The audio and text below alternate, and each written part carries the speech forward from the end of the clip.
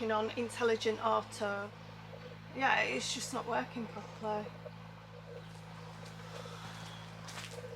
It's 5 years on now, and from when we actually decided to pack up and leave for Portugal. And is the grass greener here in Portugal than in the UK? Well, I think you have more chances here to restart your life. Especially about 4 or 5 years ago, you had quite a high chance to get back on the property ladder. I think when we actually came to Portugal, we didn't even have 40,000 really. We had probably, it was more 35,000. Yeah. And I asked on all the sites on Facebook, is it achievable to buy a house for under 40,000? And everybody said, you're dreaming, there's no way. But we managed to find the cheapest property, didn't we? Yeah, we found the cheapest property, but it's like anything, with a bit of backbone and a bit of elbow grease and an extreme amount of confidence, and then also a little bit of luck. You can always achieve your goals. Well, we found the cheapest property that we could find, and it was £34,000, so it was €37,500 that we bought the terraced house for. And we actually went from the top of Portugal all the way down to the Algarve. And a friend of mine, Mark, he said, don't bother with the rest of Portugal. He says, come down to the Algarve, it'll always keep its money. Which is very true. The property prices in the Algarve are high. And we were lucky to find that terraced house. Yeah, but we had to do an awful lot of work down to it.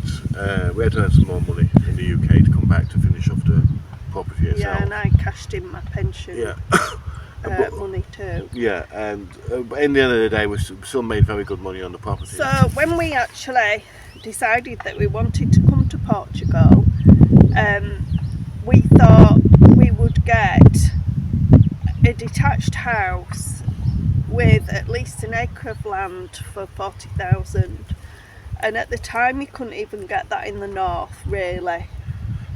A proper house, I mean, not just a ruin. So our dreams were sort of crushed with that aspect of it. So when we came down and we actually bought the terraced house, it wasn't our dream house. And I remember the day before we actually signed for the property, I was actually in tears, wasn't I? Because I said, it isn't my dream. And Abe says, don't worry, we'll make it your dream. I said, well, it hasn't even got a garden because it had a courtyard. It did have a roof terrace, but it wasn't. It wasn't what I'd come to Portugal for. So we managed to, obviously, in previous videos, you will have seen us do up that property. But we did manage to sell that property last year, and we made a good profit. So what we actually did come here for, the dream property, we've sort of achieved that now, but it's taken 5 years, hasn't it? Yeah, and if you think of it in the realist schemes, we haven't got a mortgage or anything, and 5 years is pretty good going. Yeah. Now it's just start working on this property now. That's a really good point actually, Ebbs, because the thing is that if we were to buy a property for 34,000 in the UK, there's no way that we'd have sold it for nearly 300,000 euros. It just wouldn't have happened. But because we were in the right location in the Algarve, we managed to achieve that.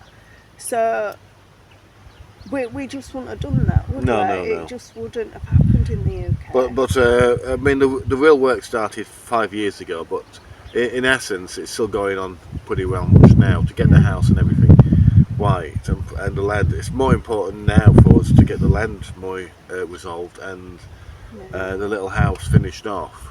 Yeah, and it has been hard work. It isn't something that you can take on lightly.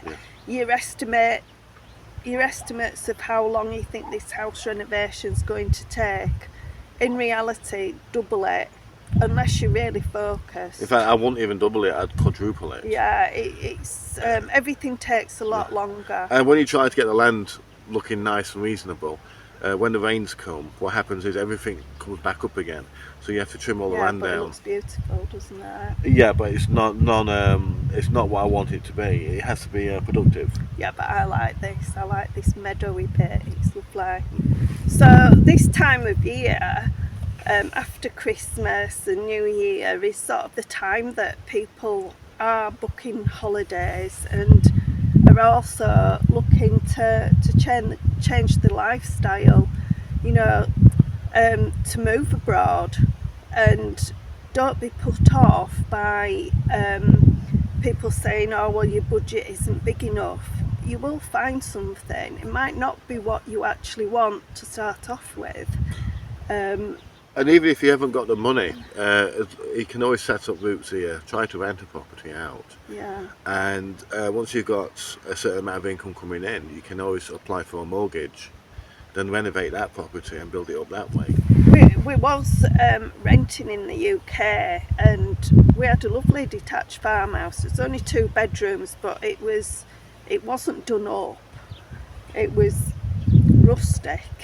Yeah, extremely so. And every year the landlord, if we improved it and put a kitchen in, which we did, and a bathroom in, every year the landlord used to put up our rent.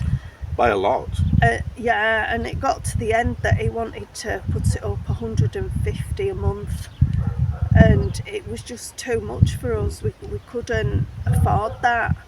So it was really an extremely tough decision, because Spencer was 17 and a half at the time, and he had his friends and he wanted to continue his education, which I totally understand. So it was heartbreaking really coming here. So sometimes you have to be really strong and see the bigger picture.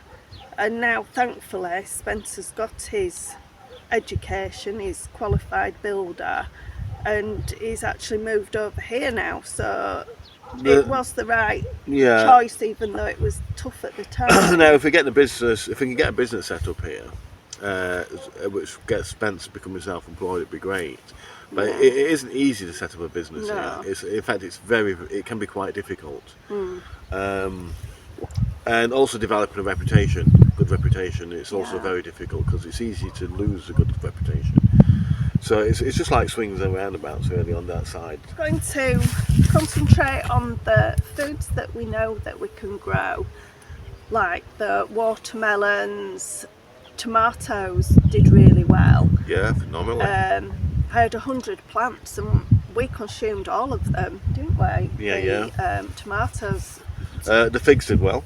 Yeah, when we dried the tomatoes, they were really delicious, and the figs did really well, and the watermelons. One thing that we'd like this year is chickens, but we have had a problem with our not immediate neighbours, but our neighbour in where we live. Their dogs keep escaping and running into their field, chasing Marco, Meow Meow and Gino, which is a problem really, because they are actually dogs that are on the dangerous dogs list, which is we just can't fence the whole lot off at the moment, or wall it off. It's something that we do plan to do, but we can't afford it at the moment, can we? Because of the cost of materials are very expensive. So, but we do want chickens. We would like chickens, but obviously fencing them off. I would like them more free range than fenced. Yeah, and I do like a KFC every now and again. No. Yeah. So the plan is to keep on growing as much as we can really, but concentrate on the things that we know that we're good at. And testing. And testing what can grow in different areas. Because it's unusual, this land. This land is Some parts of the land can grow fantastic things, but if you try to grow it in a slightly different area, it doesn't grow. So each part is a different consistency of ground. Yeah, that's very true, because some of it's quite stony and some of it's clayey, and then you've managed to put some sand in the raised beds, which has helped. But well, we had to put literally €100 worth of sand in the raised beds. Yeah. That it all comes into the equation, but in the long time, it does work out beneficial, especially over the years, because it does help the soil be able to turn the soil over. I've just said I have to smile when I talk, but I'm trying not to be. I don't like to put on false smiles. Anyway, Yeah, how can you say that? yeah, I don't. We're in a perfect location, perfect place. You should be able to Yeah. smile. So, our goals for this year. You've got a couple of projects with Spence, haven't you? Yeah, a couple of building projects with Spenny. Which should take a couple of weeks, and then Spencer's raring to go and get the ruin sorted. I think we've decided to move out of the house and have the ruin for us, and Spencer can have their main house, which has got 2 rooms, so his mates can come. Yes. So anyway, our goal is to crack on with the ruin. Mhm. How long do you think it's going to take? How long's a piece of string? It's quite a difficult project because I have to rebuild the walls, but not with mud. I'm building it with lime, 1 to 6 part ratio. Right, okay. So roughly, Again, I can't really. I say about 5 or 6 months. 6 months at top. that'd be brilliant, wouldn't it? If we could get Yeah. it finished for summer. That's if I don't have a. But that's not taken into consideration if I'm doing other projects for anybody else. Yeah. Now, You see, our biggest problem at the moment is cash flow, and it's like more is flowing than coming in, and it's like we're hoping to get to a point that the only thing that we're getting to a point that the only thing that we have to buy is meat and cleaning products, that kind of thing. Hopefully we can grow all our own vegetables and potatoes. yeah. That has been a challenge in itself, because it's like out of the 500 peas that I actually started off in the polytunnel, when we put them into the bottom field, because it's so clayey, they didn't really do anything. That's why we tested each area in turn. Yeah, so we've managed to put them up on the raised bed area, but they haven't grown as big as what they should have done. But they've started flowering, and now they're going to start producing peas. So they are actually going to produce. It's just not enough what you would have thought with 500 plants. Yeah, but that is how it is. It's you have to test. You don't go full out and plant the entire field. You have to spend the first year working out what grows and what doesn't grow. Yeah, we were really successful with the melons, which is something that we'll definitely do again this year. I think we're going to concentrate more on the watermelons, because you make more money with them. And I want to really concentrate on planting more trees for the long distance future. Now the cow prices last year, the cows were fetching literally for a 25 kilo bag, 15 around €50 a bag. But this year they've been fetching between 5 and €10 for a 15 kilo bag, which is a very big drop in price. So when you think that you're going to achieve 4,000 euros because of the amount of carobs, you know, we'll be lucky to get 250, 300 for the amount that we've got, and we've still got some carobs, haven't we? We've kept on hold of them. The thing is, we don't want to sell them at a stupid price. You hold on to them until the price goes back up again. And if it don't go back up till next year, so be it. Only trouble is that we have so many bags. You've got 25 bags in the garage. Yeah, and it's taken all my space up. Yeah, is the grass greener in Portugal? than in the UK, I would definitely say yes. For our age group, Yeah, I would say yes, but some things. The thing is, it's the cost of living in the UK is very high. yeah, The cost of living here is a much less. So in relation to the cost of living, whatever you earn works itself out in the end. And but the quality of life in general is much better. yeah, I think so. And I think though, I think if you're coming over with teenagers that don't particularly know anybody, I think that could be quite hard, especially if they haven't been to school here. Yeah, especially harsh on them. Yeah. Because Spencer's a very sociable person.